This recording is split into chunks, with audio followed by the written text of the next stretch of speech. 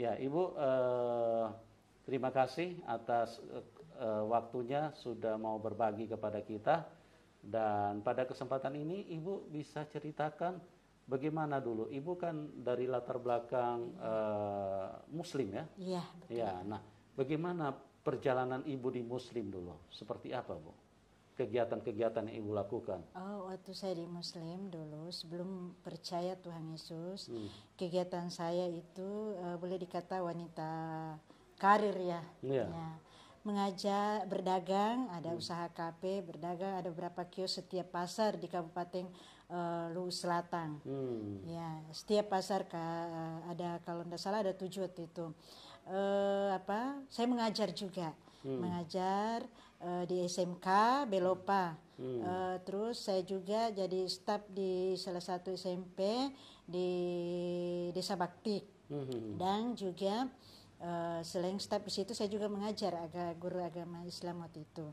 Dan di kampung juga biasa saya mengajar ngaji juga anak-anak. Mengajar ngaji anak-anak. Iya. Oh, kalau mengajar di SMK dengan mata pelajaran agama Islam. SMP. SMP. Agama Islam. Iya. Pelajaran agama Islam. Iya, Oke. Terus bagaimana perjalanan iman Ibu? Kegiatan apa lagi yang Ibu lakukan? Waktu di Muslim ya. Iya. Ya, ada kegiatan-kegiatan kami biasa itu istilahnya ada pesantren kilat. Terus ada ya kegiatan-kegiatan rohani lah, ada beberapa. Ajarkan juga kami sangat benci orang Kristen. Tidak boleh bergaul. Tidak boleh bergaul sama orang Kristen. Terus kami menganggap orang Kristen itu najis. Kami paling benci. Paling benci sama orang Kristen. Iya. Itu karena didoktrin atau karena muncul sendiri di dalam hati?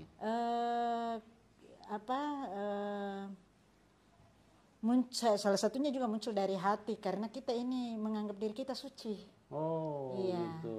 Jadi itu juga didoktrin dari pengajar-pengajar yang ada di agama keluarga, Ibu yang sebelumnya. Jangan bergaul, jangan ini. Kenapa, Bu? Apa yang diajarkan pada waktu itu jangan bergaul dengan orang Kristen? Karena itulah kita menganggap bahwa najis. Kenapa najis? Apa karena suka salah pelihara satunya, anjing apa gimana? Ya, salah satunya itu makan babi. Makan babi. Iya. Iya. Untung babi tidak bisa protes ya. Kalau dia protes, repot juga kita nih. Kok dia dianggap najis gitu. Iya. Sampai waktu saya teman saya guru di SMP namanya Pak Yakub. Kalau dekat-dekat saya paling tidak suka. Terus Alkitabnya saya banting. Pak Yakub itu Kristen rupanya. Iya. Teman saya di SD itu saya tidak mau sekali bergaul dengan orang-orang Kristen. Waktu itu SMP. Ya, sampai kuliah karena tertanam itu najis orang Kristen. Iya. Kami benci pikiran kami bahwa orang Kristen najis, kafir, jahat. Terus sekarang bagaimana? Apa masih anggap najis? Tidak, haleluya. Sudah haleluya. tidak.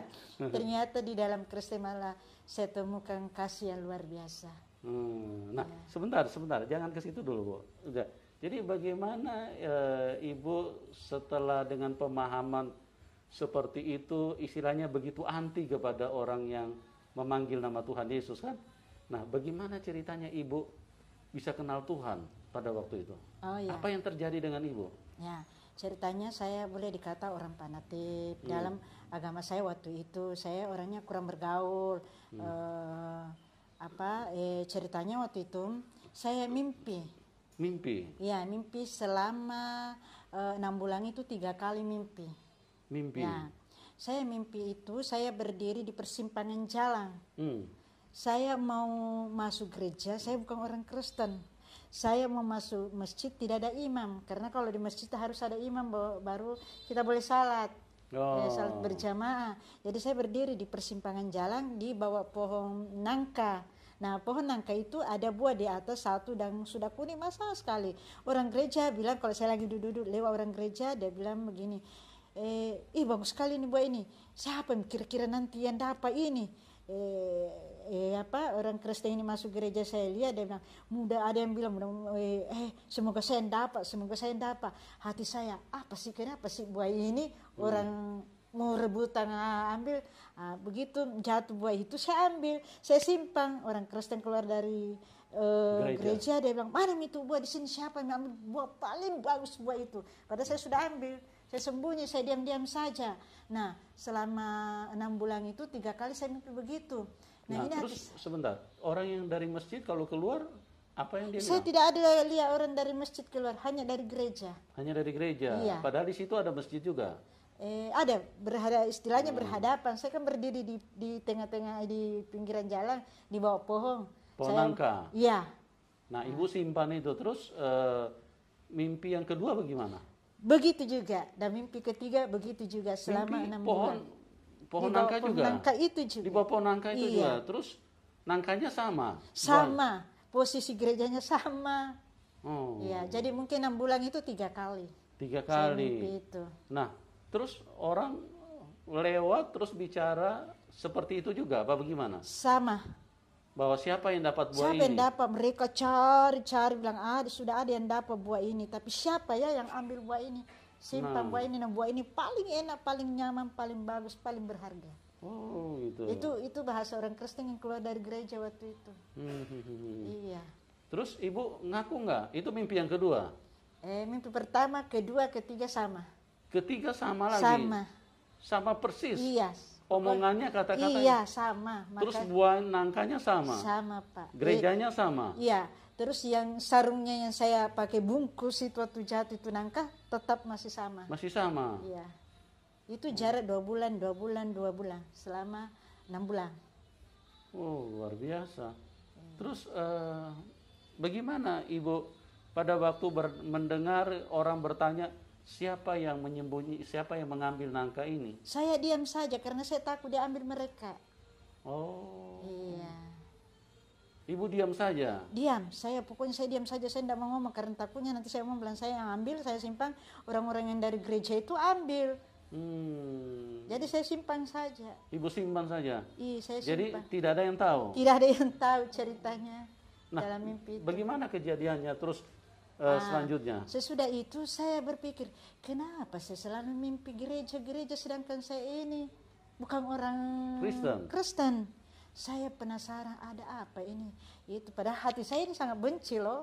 Saya tidak suka orang Kristen gitu. Nah singkat cerita suatu hari saya ke Kalimantan. Ya, Kalimantan itu dengan suatu acara gitu. Nah kami nginap di salah satu penginapan di Kalimantan, rumah tapi kita sewa itu penginapan lah. Ada berapa teman. Penginapan itu baku samping dengan Taman Makam Pahlawan. Tapi dengan teman-teman termasuk dengan suami saya.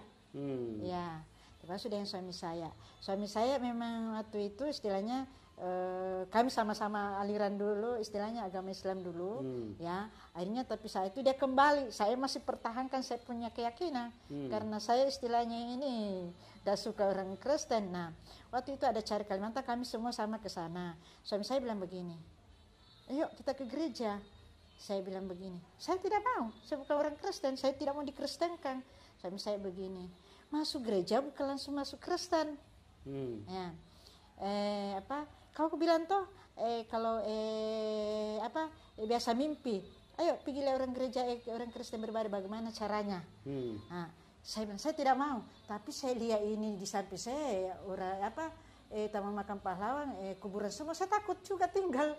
Jadi saya bilang begini, bagaimana caranya saya tidak ada baju lengan pendek. Saya ini model bajuku daster semua dengan kerudung besar. Pakai kerudung? Iya, kerudung besar. Saya bilang begini, buka saja, itu saja baju dastermu kau pakai. Saya bilang, malu-malu kak. Itu dia malu-malu kak. Dia bilang, tidak, pokoknya ayo sini kalau kau mau lihat. Tidak ada juga. Saya pikir, betul juga, tidak ada keluarga aku lihat saya. Ya, singkat cerita, sampai di tempat ibadah. Dulu saya kan biasa juga pergi ceramah ke masjid. Jadi sebentar, ceritanya suami ibu ini dulunya Kristen. Kawin sama ibu. Ya, tapi kita ibu Islam kan? Ya, tapi Islam luar biasa. Ini karena istilahnya termasuk orang yang tangguh di dalam iman. Ya, jadi di dalam iman ibu ini yang sebelumnya dia berhasil membuat suaminya ikut dia. Dia berhasil membuat suaminya takluk karena ibu ini sangat fanatik dengan agamanya. Nah, bagaimana cerita selanjutnya? Datang ke gereja terus? Tapi puji Tuhan suami saya lebih duluan kembali. Lebih duluan kembali? Ya, kembali ke agamanya, ceritanya ke Kristen. Ya. Sampai di suatu tempat ibadah itu, saya lanjut ya, sampai tempat ibadah itu, saya di tempat ibadah itu ada yang nyambut kita. Dulu kita kalau pergi ke masjid kan tidak ada sambut kita, datang duduk, sudah ceramah, dapat amplop, pulang. Nah, ini kalau di gereja ini saya salut sekali karena di depan pintu ada yang sambut, Shalom, selamat pagi Bu. Hati saya senang sekali. Padahal kan pikiran saya selama ini saya sangat benci orang Kristen. Saya ini tidak menganggap ini sudah. Saya dipersilakan diantar masuk duduk. Hati saya bilang, baik juga orang Kristen ya. Nah, itu pikiran saya. Selama ini kan saya paling benci, saya baik juga orang Kristen ya. Sudah saya masuk dalam, saya lihat orang Kristen beribadah kayak orang gila. Kenapa, Bu? Sudah tepuk tangan, sudah menangis, sukacita lagi, tepuk tangan lagi. Jadi saya pikir begini, orang Kristen ini orang gila ya. Cari ibadahnya. Ya sudah, singkat cerita masuk firman Tuhan. Pendeta itu berkata, asal kusentuh jubahnya, ada khotbah yang firman Tuhan, ada perempuan perdarahan 12 tahun, dia berkata, asal kusentuh jubahnya aku pasti sembuh. Amen. Dalam hati saya, benarkah itu? Ya. Singkat cerita, saya kembali ke Palopo. Firman itu sudah tertanam di hati saya, karena di Palopo itu saya ada usaha buka kafe juga, selain mengajar saya ada usaha kafe. Nah, sampai di Palopo itu hati saya sudah mulai dijamah oleh Tuhan. Hati saya, aduh gimana ya, saya mau pergi gereja, saya takut ketahuan dengan keluarga. Ya, terus saya pikir lagi itu, gimana caranya ya? Tuhan mengingatkan saya gini, ada caranya. Pagi jangan pergi gereja, tapi sore. Ya, jadi saya pergi gereja kalau pagi. Jadi ceritanya keluar dari tempat kafe saya, usaha saya pergi. Belanja ceritanya, saya masuk gereja buka kerudung. Ya, masuk gereja buka kerudung, keluar gereja pasang lagi. Iya. Sekitar 3 kali itu saya lakukan baru ketahuan. Itu ceritanya Ibu masih di Kalimantan apa? Sudah kembali ke Palopo. Oh, sudah kembali ke Palopo. Ya, kan ada usaha kafe saya. Usaha kafe. Ya, di sana di Palopo. Tapi hati senang saya sudah mulai terganggu dengan firman Tuhan itu. Yang dikatakan Bapak Pendeta waktu itu khotbah, dia berkata ada perempuan perdarahan 12 tahun, dia berkata asal kusentuh jubahnya, aku akan sembuh. Aku akan sembuh. Sudah habis harta bendanya, ceritanya berubah. Apa yang membuat Ibu tersentuh dengan ayat itu? Membuat saya gini, benar nggak itu? Apa betul? Iya. Apa betul seperti itu? Apa betul itu? Tuhan tolong, Yesus tolong, Tuhan Yesus tolong. Ya, kan waktu itu masih asing, saya punya mulut sebut Yesus, Tuhan Yesus. Masih asing. Jadi saya kembali ke Palopo, terganggu dengan pikiran itu. Saya rindu mau ke gereja, rindu. Dulu saya tidak tahu kalau ada aliran Pentakosta, Protestan, Katolik, saya tidak tahu. Jadi saya masuk gereja, yang penting ada tanda salib, masuk saja. Iya, pokoknya ada tanda salib, saya masuk saja. Nah, singkat cerita saya keluar dari gereja, ada yang lihat. Nah, saya kembali ke rumah saya. Kan sore menjelang malam itu ibadahnya sore ke malam. Nah, habis maghrib gitu, tiba di tempat usaha saya, di kafe saya, di rumah saya, datanglah kakak saya. Nah, kakak saya, tapi itu Tuhan luar biasa ya, menolong saya. Kakak saya datang di pintu depan, ada pintu di belakang Tuhan siapkan. Untuk keluar? Iya, untuk saya mulai lari ceritanya ini. Nah, saya waktu itu hamil 8 bulan. Ya, jadi saya hanya pakai baju daster saja, hamil 8 bulan. Ya, saya tidak tahu kalau mau lari, jadi uang cuma sedikit di kantong, sisa-sisa belanja tadi untuk isi kafe. Jadi sudah datanglah kakak saya dari depan itu, keluarga saya membawa, saya tidak tahu apa dia bawa itu, parang kah, apakah kayu kah, cuma saya dengar keras diketok situ, ya. Dengan suara yang keras, marah apa, saya larilah di pintu belakang. Mulai saat itu, saya tinggalkan segala-galanya. Oh. Iya. Jadi saya tidak tahu itu Tuhan menuntun saya masuk ke jam 8, hampir jam 8 itu. Saya menuntun saya bingung mau kemana, tapi kayaknya kakiku diarahkan ke terminal Kota Palopo dan ada bis tinggal satu di situ di Kota Palopo. Saya naik saja. Pokoknya saya tidak pikir apa, saya naik saja, hanya satu baju di badan dalam keadaan hamil 8 bulan. Sama suami apa sendiri? Sendiri. Suami waktu itu, suami kan sudah kembali jadi Kristen tapi belum bertobat sungguh-sungguh. Masih mengembara karena dia atlet catur. Mengembara dari provinsi ke provinsi, jadi rumah saya seperti rumah makan atau hotel saja dulu. Ya ceritanya. Ya. Jadi, tapi puji Tuhan saya lebih dulu melayani daripada suami saya, walaupun dia duluan Kristen. Iya. Sampai sudah saya ikut dengan mobil itu. Sampai di Makassar ini, sampai di Kota Makassar ini, saya bingung mau kemana. Ya, tidak mungkin saya mencari keluarga, saya takut. Ya. Jadi pakaian saya ini hanya satu. Saya duduk Tuhan, kalau perempuan itu Tuhan tolong saya juga. Saya masih asing sebut nama Tuhan Yesus, belum terbiasa. Akhirnya Roh Kudus bilang begini. Sekarang Roh Kudus, dulu saya belum tahu itu Roh Kudus ya. Ada suara bilang gini, kamu pergi ke Minasaupa, ada temanmu di sana kos.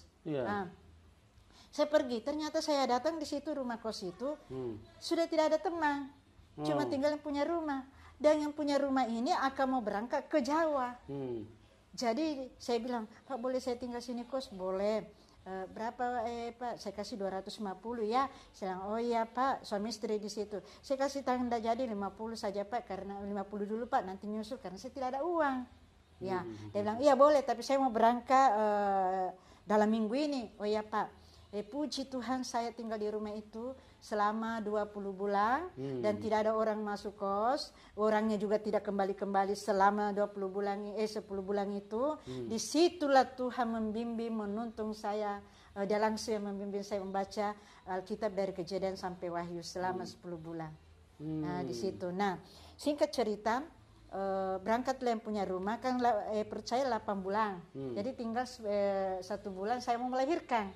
Nah, jadi saya melahirkan, saya bingung, saya menangis, Tuhan bagaimana ini?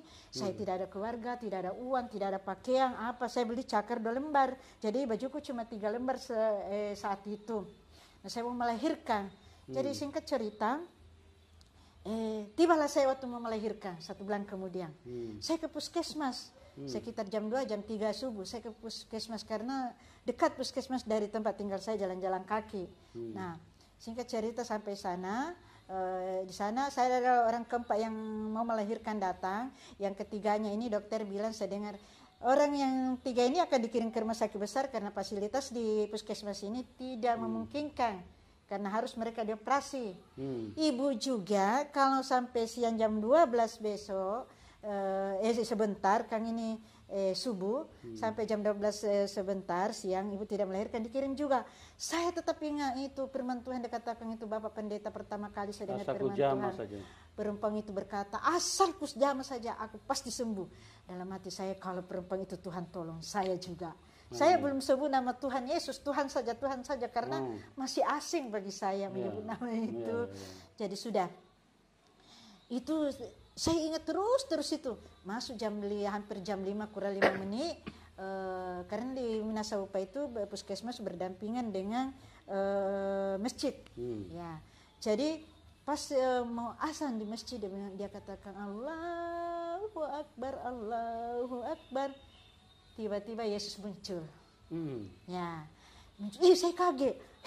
Tuhan orang Kristen ini ada di hadapan saya ini. Ibu pada saat itu lagi apa? Lagi baring-baring begini Pak, karena sakit. Dokter lagi di luar, saya di dalam ruangan. Di dalam ruangan seperti kayak begini, saya di sini, atau dia dokter sini, saya di kamar itu. Ya, tapi ada hordeng menutup. Tapi ibu lagi tidak tidur kan? Tidak. Cuma baring-baring saja? Iya, baring-baring menahan kesakitan ini, kayak orang mau melahirkan kan sakit. Oh, ya. Terus dengar suara azan? Azan. Ya. Sementara Allahu Akbar, tiba-tiba Tuhan Yesus muncul. Ya, tapi saya melihat sampai di sini, saya tidak lihat kakinya sampai sepinggul saja. Dia memakai serban merah, bawa tongkat dan seumur hidup saya belum pernah saya melihat orang segagah dia, seganteng dia, selembut dia. Iya. Jadi saya kaget. Saya perbaiki model saya ini, mimpi kan ini? Tidak, perasaan saya tidak mimpi ini. Hilang penyakitnya, saya rasa ini saya punya mau melahirkan. Karena kaget. Lihat, Tuhannya orang Kristen ini, saya langsung berkata begitu.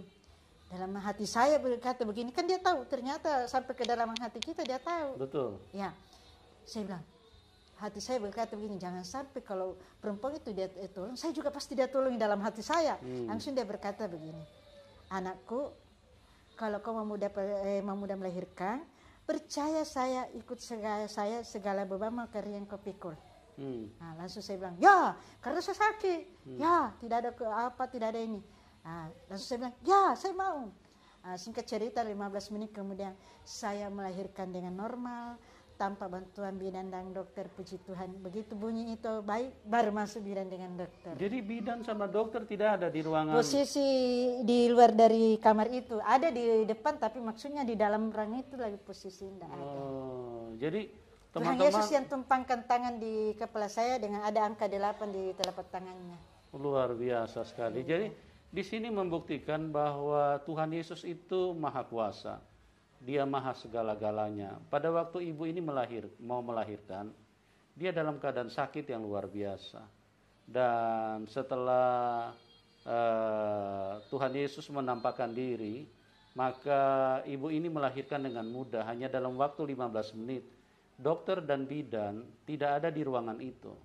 Dan ibu Ceng-Ceng ini bisa melahirkan tanpa dokter dan tanpa bidan. Jadi setelah lahir baru bidan masuk. Luar biasa. Terbukti bahwa Tuhan Yesus maha segalanya. Dia di atas segalanya. Dia dokter, dia apapun masalah. Makanya Tuhan Yesus berkata di dalam Matius 11 ayat 28, marilah kamu yang letih lesu dan berbeban berat. Beban apapun, beban berat, seberat apapun. Karena dia maha kuasa, dia sanggup. Ya. Kalau dia bukan Tuhan, atau dia manusia, kalau dia berbicara, paling dia berbicara seperti ini. Marilah kamu orang-orang Kristen, dan aku akan memberi pertolongan kepadamu. Dan juga marilah kamu yang punya beban-beban ringan. Ya, karena manusia kalau sudah beban berat, jangankan cuma sesama teman, orang tua pun tidak akan bisa mampu untuk menolong kita. Oke Bu, terus bagaimana kejadiannya? Setelah itu saya datang dokter, singkat cerita, 3 hari kemudian sudah bisa boleh pulang. Tetapi saya tidak ada uang untuk bayar. Tidak ada uang untuk bayar rumah sakit? Iya, dokter bidan bilang waktu itu jam 9 pagi itu hari ketiga.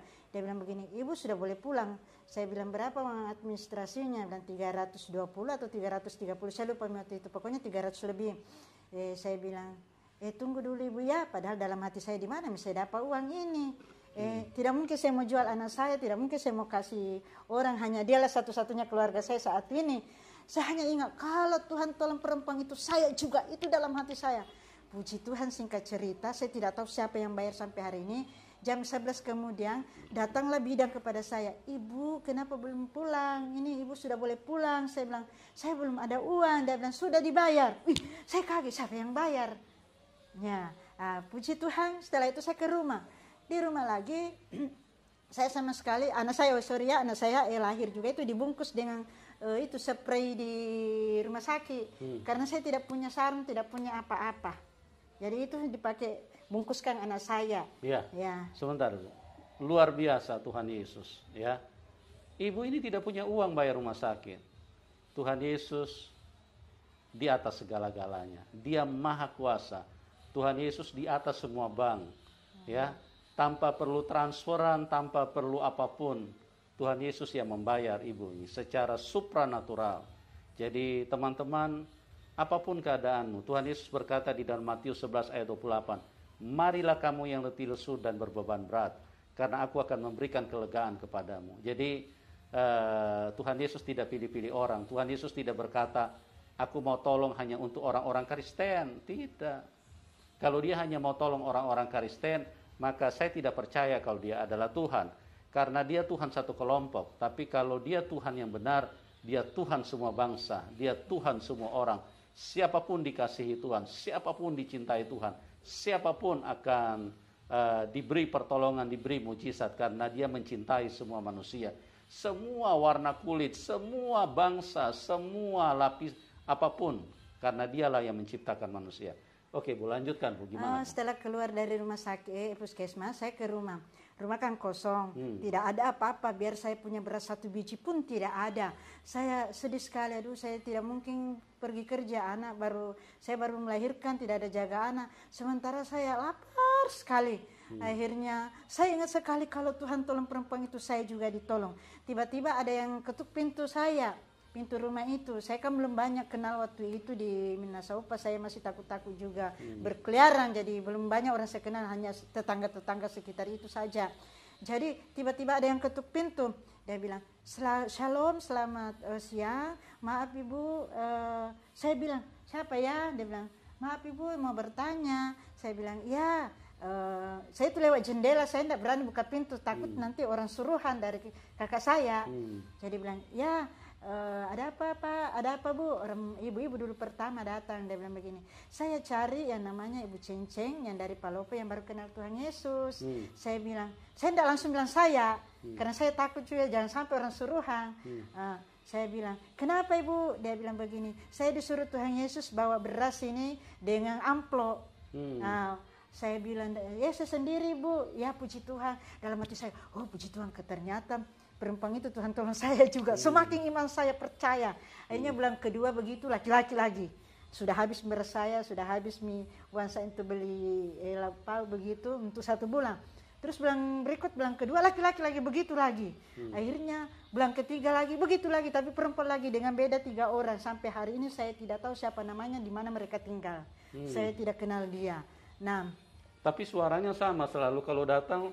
Pertama perempuan, bulan pertama. Bulan kedua kata-katanya sama nggak waktu ngomong sama Ibu? Sama, tidak panjang, dah hanya saya. "Oh, salam Ibu, saya disuruh Tuhan Yesus bawa beras dengan uang." Itu saja. Saya disuruh Tuhan Yesus. Saya disuruh Tuhan Yesus. Haleluya, luar biasa sekali ya. Mau cari bukti, Tuhan Yesus membuktikan bahwa Dia adalah Tuhan. Karena bagaimana kita bisa percaya Tuhan? Itu dibuktikan dari kuasanya. Dan Ibu ini mengalami, ya, setiap kali orang datang dan kuasa Tuhan dinyatakan, dan disinilah membuktikan bahwa Tuhan Yesus itu maha kuasa. Oke Bu, lanjut Bu. Setelah itu Pak, 3 bulan saya bilang begini, pasti nih Tuhan Yesus sudah tolong saya terus ya. Akhirnya saya komitmen, iya saya akan ikut kau. Mulai hari ini saya akan ikut kau, saya percaya, saya mau siap menjadi orang Kristen. Saya begitu, saya sudah berjanji.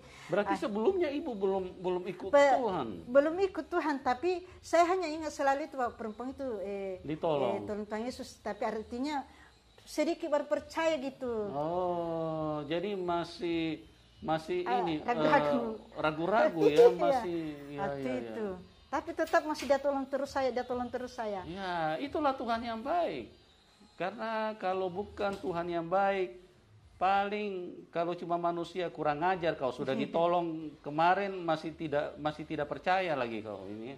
Kan begitu ya? Iya betul. Iya, ini tapi Tuhan Yesus tidak begitu. Tuhan Yesus tidak darah tinggi, tidak emosian. Tuhan Yesus itu tidak seperti iblis. Kalau iblis itu haus darah. Sedikit-sedikit iblis itu mengajarkan kebencian, mengajarkan pembunuhan. Karena iblis itu sangat haus darah, dia sangat ingin supaya manusia semua mati terbunuh. Itulah bedanya antara Tuhan Yesus dengan iblis. Dan di dalam hidup ini jangan sampai Anda tidak bertemu dengan Tuhan, karena iblis itu sangat jahat teman-teman. Oke Bu, lanjut Bu. Setelah itu saya lihat buktinya bahwa betul-betul Tuhannya orang Kristen ini hidup. Ada, saya sudah komitmen membuka hati, saya serahkan hidup saya, dia pakai, saya bilang, ini saya Tuhan. Pakai saya, hidup saya, seumur hidup saya. Pakai diri saya. Mulai saat itu saya baca, dituntun, dibimbing oleh Tuhan Yesus langsung Roh Kudus, membaca Kejadian sampai Wahyu selama 10 bulan. Jadi kalau saya dapat ayat-ayat yang saya tidak mengerti, tidak memahami, saya duduk lagi. Tuhan tolong, saya tidak mengerti ayat ini. Kayak dia langsung memberitahukan saya secara pribadi. Jadi saya selalu tiap malam 2 jam, 3 jam itu malam, lain sore, lain siang saya baca Alkitab. Jadi 10 bulan saya selesaikan baca Alkitab dari Kejadian sampai Wahyu. Nah, selama itu 10 bulan itu 3 kali Tuhan Yesus datang bawa bunga. Kenapa saya bilang katakan Tuhan Yesus? Saya percaya, saya yakin sekali. Setelah saya baca firman Tuhan, setelah amin, kalau jam 2 malam, dari jam 12 ke jam 2, setelah saya katakan amin, tiba-tiba ada bel pintu itu tengah malam. Saya bilang, siapa tamu tengah malam? Tidak mungkin. Saya keluar, langsung ada kembang. Dikasih di kembang di pintu, entah ditaruh di pagar, entah di pengangi. Tapi Roh Kudus berbisik di hati saya bahwa ini kembang dari Tuhan Yesus. 3 kali selama 10 bulan itu. Saya tidak lihat mukanya orang yang bawa, tapi kembang itu saya ambil. Selalu saya ambil, saya simpan.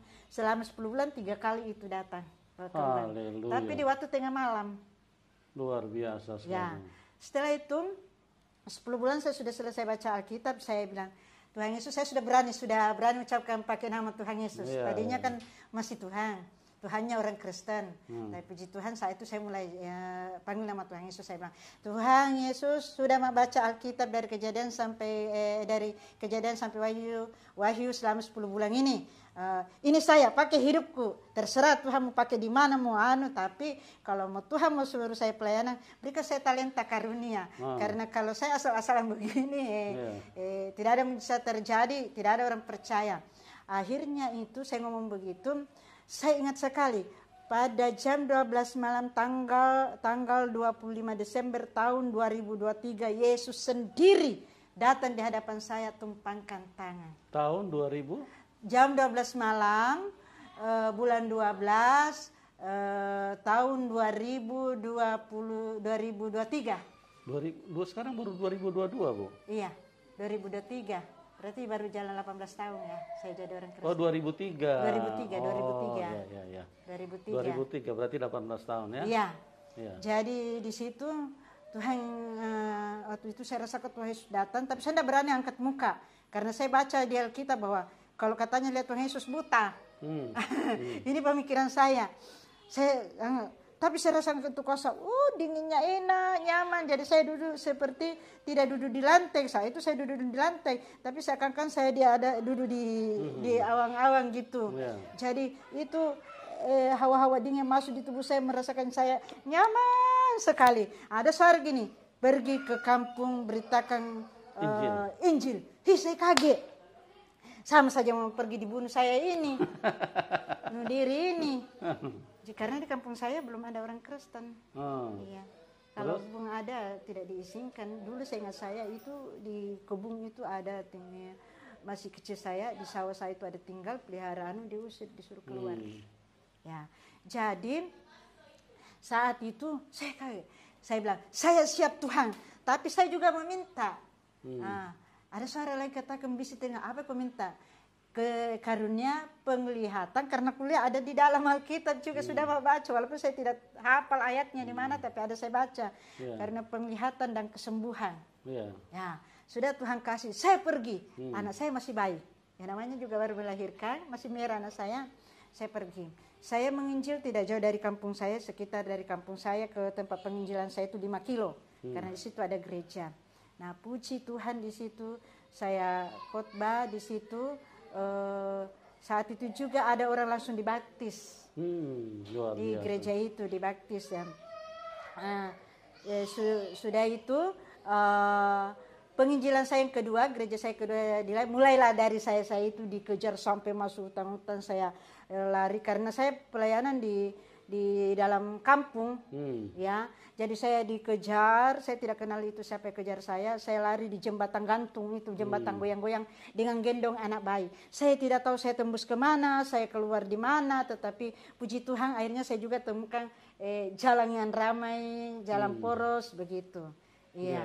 Jadi puji Tuhan saya katakan begini, kalau Tuhan yang utus saya pasti saya kembali ke Makassar dengan selamat. Amin. Ya, puji Tuhan saya kembali lagi dan mulai dari saat itu saya keliling penginjilan. Saya juga pernah menginjil waktu di Mangkutana, daerah Cendana Hitam. Masih saya ingat gereja itu dan masih saya ingat gembalanya itu. Sementara saya khotbah waktu itu musimnya itu pendeta-pendeta ditembak di Palu. Ya. Saat itu saya sementara khotbah, ada pasukan jihad masuk ke gereja. Nah, tapi hati saya, kalau Tuhan yang utus saya pasti kembali di Makassar dan selamat. Kalau perempuan itu Tuhan tolong, saya juga. Jadi sementara saya khotbah, masuklah pasukan jihad itu, kalau bukan 6 orang, 9. Ada yang bawa parang, sudah. Saya tidak tahu bagaimana caranya majelis atau orang jemaah ngomong di pintu begitu. Saya tetap masih khotbah. Saya tidak tahu bagaimana cara mereka, akhirnya juga mereka pergi. Iya. Saya bilang saya tidak takut ke dalam akar. Padahal waktu itu mestinya ada berapa orang ditembak di Palu, pendeta. Nah, puji Tuhan, mulai dari situ sampai sekarang saya menginjil beberapa provinsi di Indonesia sampai ke pelosok. Saya tidak pernah takut. Dari Makassar ke Manado sudah 3 kali saya naik motor menginjil sepanjang jalan, ditempuh dengan berapa 3.408 km kalau tidak salah. Suamiku hafal sekali itu. Naik motor, jadi saya menginjil sepanjang jalan.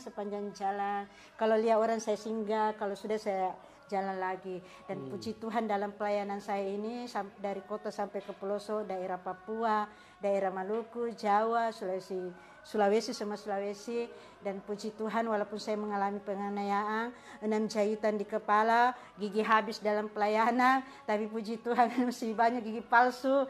Tapi saya bilang pengorbanan saya belum seberapa dibanding pengorbanan yang Tuhan Yesus sudah berikan bagi saya. Haleluya. Luar biasa sekali ya teman-teman. Jadi ibu ini mengalami karya Tuhan yang begitu ajaib. Bahkan ada satu catatan yang menarik, bahwa beliau pernah menginjil dari Sulawesi Selatan sampai Sulawesi Utara dengan menggunakan kendaraan sepeda motor, ya Bu? Iya, Pak. Itu jaraknya ribuan kilometer. Iya. Nah, saya hanya ingin memberi sedikit garis bawahi apa yang disampaikan oleh Ibu Ceng Ceng. Dia adalah orang dari iman yang tidak percaya Tuhan Yesus, dari orang yang antikris. Tapi begitu beliau mengenal Tuhan, karena Tuhan menyatakan kuasanya, menyatakan mujizatnya, dan hal-hal seperti itu dialami langsung oleh Ibu Ceng Ceng. Dan dia begitu bersemangat di dalam pelayanan Injil, bahkan dengan jarak ribuan kilometer, dengan menggunakan hanya sepeda motor. Bagaimana dengan Anda? Firman Tuhan berkata di dalam Injil, bahwa orang yang terdahulu akan menjadi terkemudian, dan orang yang terkemudian akan menjadi terdahulu. Ibu Ceng Ceng adalah orang yang di belakang, orang yang terkemudian. Tapi sekarang beliau ada di garis depan. Bagaimana semangat yang luar biasa yang berasal dari Roh Kudus yang telah membangkitkan, mengubahkan ibu ini dari dulu orang yang begitu membenci Kristen, dari dulu orang yang begitu menganggap Kristen itu najis, kotor, dan segala macam pemahaman-pemahaman seperti itu. Tapi sekarang beliau begitu mencintai Tuhan.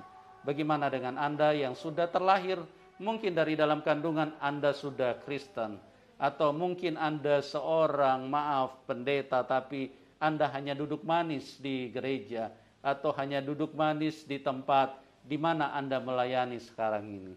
Ingat, Injil harus diberitakan dan semua makhluk harus mendengarkan Injil. Semua manusia di bawah kolong langit ini harus mendengarkan Injil.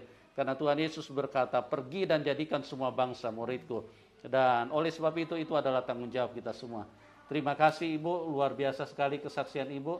Dan pada kesempatan ini mungkin Ibu bisa memberikan sedikit pesan kepada orang-orang yang belum kenal Tuhan agar jangan sampai terlambat, ya. Karena hanya Tuhan Yesus yang bisa bawa kita ke surga. Silakan Ibu, sedikit saja. Apa pesan apa yang Ibu mau sampaikan bagi orang-orang yang belum kenal Tuhan Yesus? Silakan. Pesan saya kepada orang-orang saudaraku yang belum mengenal Tuhan Yesus, mari percaya kepada Tuhan Yesus, karena Dia adalah jalan satu-satunya untuk menuju surga. Tidak ada nama yang bisa membawa kita ke surga, hanya Dia. Hanya Dia yang membawa keselamatan dalam hidup kita. Amen. Hanya Dia nama yang satu-satunya yang pasti akan menjamin kita masuk dalam surga. Amen. Percayalah, jangan pernah takut dibenci, jangan pernah takut meninggalkan harta benda. Tuhan katakan, apa yang kau tinggalkan Tuhan akan siapkan. Saya saja pribadi, saya mengenal Tuhan Yesus walaupun kadang diusir, walaupun tidur beralaskan koran, tapi walaupun saya pernah tidak makan, tapi puji Tuhan hari ini sukacita melimpah Tuhan berikan. Walaupun saya tidak semewah dengan saudara, tetapi saya merasa bangga, saya merasa kaya karena punya Yesus. Saya sudah punya tiket keselamatan, jadi saya tidak pernah takut lagi. Dan saya bagi umat-umat saudara seiman, mari terus beritakan Injil, baik itu dalam teman-teman di mana saja. Jangan pernah takut beritakan Injil, jangan pernah takut beritakan siapa Yesus sesungguhnya. Amin. Terima kasih, Tuhan memberkati. Ya, terima kasih Ibu Ceng-Ceng, begitu luar biasa ya semangatnya. Ya, teman-teman, sekali lagi saya mau mengingatkan bagi Anda yang sudah percaya Tuhan Yesus, Ibu Ceng-Ceng dari iman yang terkemudian di belakang dulunya. Tidak percaya Tuhan Yesus, bahkan dia antikris, tapi sekarang dia ada di depan. Ingat, tadi beliau menyampaikan dengan jarak ribuan kilometer hanya menggunakan sepeda motor. Beliau menginjil dan tidak kenal lelah dari satu desa ke desa yang lain, di mana dia menemukan ada jiwa-jiwa, dia mampir dan dia beritakan Injil. Bagaimana dengan Anda? Waktu ini singkat. Jangan sampai Anda pulang ketemu Tuhan dengan tangan hampa, karena setiap tetesan darah yang tertumpah di atas kayu salib itu ada perhitungannya. Artinya semua kita yang sudah diselamatkan harus bertanggung jawab. Karena Tuhan Yesus bilang, asal ada satu jiwa bertobat, seluruh malaikat di surga bersorak-sorai. Nah, apabila ada satu orang masuk neraka, maka surga akan berduka cita. Siapa yang bertanggung jawab? Kita semua. Oleh sebab itu giatlah, waktu ini singkat, pergunakan waktu yang ada dan teruslah memberitakan Injil. Dan bagi teman-teman yang belum kenal Tuhan, jangan lupa cari Tuhan, ya. Bertanya, selidikilah, karena kebenaran itu bisa dibuktikan dari sejarah, kebenaran itu bisa dibuktikan dari bukti-bukti yang nyata, bukti-bukti yang otentik, bahwa Tuhan Yesus tadi sudah dibuktikan oleh Ibu Ceng-Ceng. Kalau perempuan pendarahan itu ditolong Tuhan, saya pun pasti akan ditolong oleh Tuhan. Dan saya percaya kalau Anda benar-benar mencari Tuhan, maka Tuhan Yesus adalah Tuhan yang sama, yang mengasihi setiap kita. Apapun kepercayaanmu, apapun latar belakangmu, mau dompet tebal, dompet tipis, dompet kosong, dompet robek, tidak punya dompet pun Tuhan kasih Anda. Oleh sebab itu jangan terlambat, percayalah kepada Tuhan Yesus. Nah, bagi teman-teman yang diberkati, yang mau dukung Ibu Ceng-Ceng, nanti nomor rekeningnya kami taruh di layar deskripsi. Silakan Ibu Bapak yang diberkati bisa dukung supaya Ibu Ceng-Ceng bisa melayani Tuhan dengan maksimal. Oke, terima kasih buat semuanya. Doa kami buat Anda semua, Tuhan mengasihi dan kasih karunia Tuhan kiranya menyentuh kehidupanmu supaya kita semua bisa pulang ke surga. Dan kita akan berjumpa di program selanjutnya. Tuhan Yesus memberkati kita semua dan salam kemenangan. Amin.